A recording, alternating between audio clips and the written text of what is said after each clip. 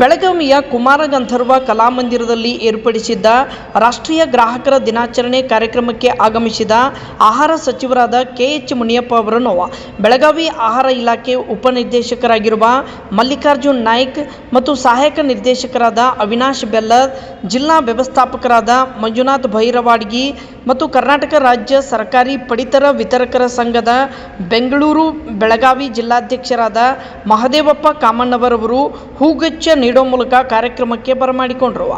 ನಂತರ ಸಚಿವರು ಹಾಗೂ ಎಲ್ಲ ಮುಖ್ಯ ಅತಿಥಿಗಳು ನಾಡಗೀತೆ ಹಾಡುವ ಮೂಲಕ ಮತ್ತು ಜ್ಯೋತಿ ಬೆಳಗಿಸುವ ಮೂಲಕ ಕಾರ್ಯಕ್ರಮಕ್ಕೆ ವಿದ್ಯುಕ್ತವಾಗಿ ಚಾಲನೆ ನೀಡಿದರು.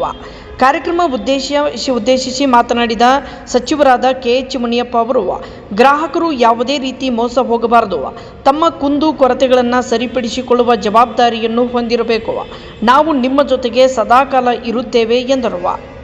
ನಂತರ ನ್ಯಾಯವಾದಿ ಎನ್.ಆರ್. ಲಾತೂರ್ ಮಾತನಾಡಿ, ಗ್ರಾಹಕರು ಖರೀದಿಸುವ ಸರಕು ಸಾಮಗ್ರಿಗಳ ತೂಕದಲ್ಲಿ ಯಾವುದೇ ವ್ಯತ್ಯಾಸವಿಲ್ಲದ ಹಾಗೆ ನೋಡಿಕೊಳ್ಳಬೇಕು. ಬಿಲ್ಲನ್ನು ಕಡ್ಡಾಯವಾಗಿ ಪಡೆಯಬೇಕು. ಆಗ ಮಾತ್ರ ತಾವು ದಾಖಲಿಸಿದ ದೂರನ್ನು 3 ತಿಂಗಳಲ್ಲಿ ಕಡ್ಡಾಯವಾಗಿ ಮುಗಿಸಿಕೊಡಲಾಗುವುದು ಎಂದರು. ನಂತರ ಆಹಾರ ಸಚಿವರಾದ ಕೆ.ಎಚ್. ಮುನಿಯಪ್ಪ ಅವರನ್ನು ಕರ್ನಾಟಕ ರಾಜ್ಯ ಪಡಿತರ ವಿತರಕರ ಸಂಘ ಬೆಂಗಳೂರು ಬೆಳಗಾವಿ ಜಿಲ್ಲಾಧ್ಯಕ್ಷರಾದ ಮಹದೇವಪ್ಪ ಕಾಮಣ್ಣವರ್ ಹಾಗೂ ಜಿಲ್ಲಾ ಕಾರ್ಯದರ್ಶಿ ಸದಾನಂದ ಅಳಾಜ್, ಜಿಲ್ಲಾ ಕಮಿಟಿ ಸದಸ್ಯರಾದ ಜಗದೀಶ್ ನರಸನ್ನವರ್ ಇವರು ಎಲ್ಲ ನ್ಯಾಯಬೆಲೆ ಅಂಗಡಿಗಳ ಪರವಾಗಿ ಹೂಗುಚ್ಛ ನೀಡುವ ಮೂಲಕ ಸನ್ಮಾನಿಸಿದರು. ಇದೇ ವೇಳೆ ಸಚಿವರಾದ ಕೆ.ಎಚ್. ಮುನಿಯಪ್ಪ, ಅಣ್ಣಾಸಾಹೇಬ್ ಶಂಕರ್ ಸದಲ್ಗೆ, ಪಿ.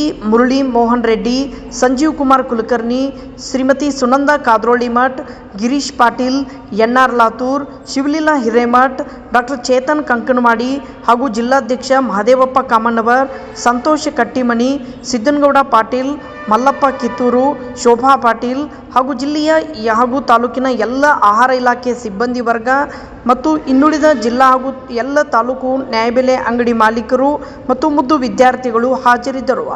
ಇನ್ನು ಈ ಎಲ್ಲ ಕಾರ್ಯಕ್ರಮವು ಯಶಸ್ವಿಯಾಗಲು ಕಾರಣೀಭೂತರಾದ ಆಹಾರ ಇಲಾಖೆ ಉಪನಿರ್ದೇಶಕರಾದ ಮಲ್ಲಿಕಾರ್ಜುನ್ ನಾಯ್ಕ್, ಅವಿನಾಶ್ ಬೆಲ್ಲದ್ ಮತ್ತು ಮಂಜುನಾಥ್ ಬೈರ್ವಾಡ್ ಅವರಿಗೆ ಎಲ್ಲ ಇವರು ಅಂಗಡಿಕಾರರು, ನ್ಯಾಯಬೆಲೆ ಅಂಗಡಿಯ ಮಾಲೀಕರು ಅಭಿನಂದನೆಗಳನ್ನು ಸಲ್ಲಿಸಿದರು. ಅಫ್ತಾಬ್ ಸರ್ಮುಲ್ಲಾ, ಭೀಮವಾದ ನ್ಯೂಸ್, ಬೆಳಗಾವಿ.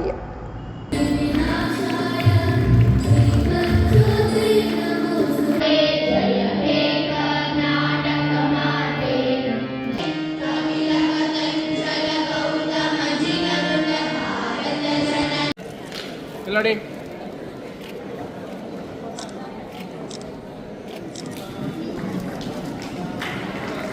ಅದರಲ್ಲಿ 2019ರಲ್ಲಿ ಇದರ ಸುಧಾರಿತ ರೂಪವು ಗ್ರಾಹಕರಿಗೆ ಮತ್ತಷ್ಟು ಬಲ ನೀಡುವ ಕಾರ್ಯಕ್ರಮವಾಗಿ ರೂಪುಗೊಂಡಿದೆ.